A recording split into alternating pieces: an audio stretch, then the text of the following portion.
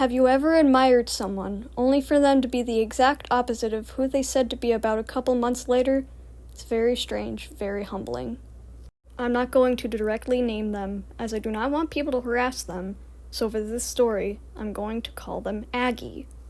Aggie and I got close when I was going through probably the worst time of my life. I won't disclose everything that was happening, as it's mostly family and mental health issues, but I was in real bad shape.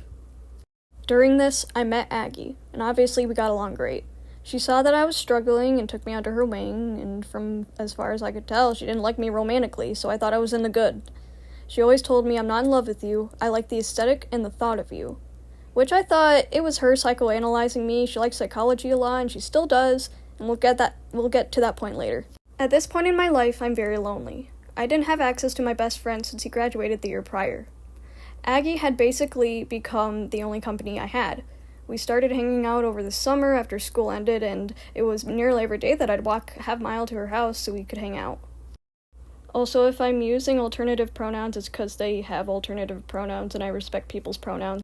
One day, he's the one that comes to hang out, and I'm super excited. There's a lingering feeling of disgust that still rolls through my gut when I remember what he told me.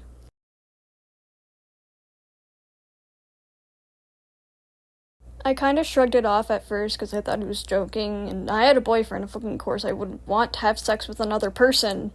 So I'm at my closet organizing whatever the hell, and I expressed that I don't want to do anything multiple times. Admittedly, I've always sucked at telling people no directly, so it came out as, I'd rather watch Boo York again instead. I'm unsure if I want to. I don't really want to do that. And he keeps implying that he wants something, how disappointed he is, that he's been waiting for me to say yes for months, and that I'm betraying his trust. I can remember feeling disgusted and not knowing why. My brain won't let me remember what happened after I stood up. I probably told this story before to some of the people watching this, and some details might be off, and this is because after an assault, the survivor's memory fails them. I have details now that I didn't when I first told people what happened. When I got more people to hang out with in real life, I learned that what happened to me was actually sexual assault. I'm still friends with them to this very day. Since I had a better support system, I was able to hold my own confidence and cut off the queer platonic friendship I had with her. It went something like this. I don't feel comfortable being queer platonic anymore. I feel like the only thing you want from our friendship is sexual, and I'm not comfortable with that. I just felt a hole open in my heart.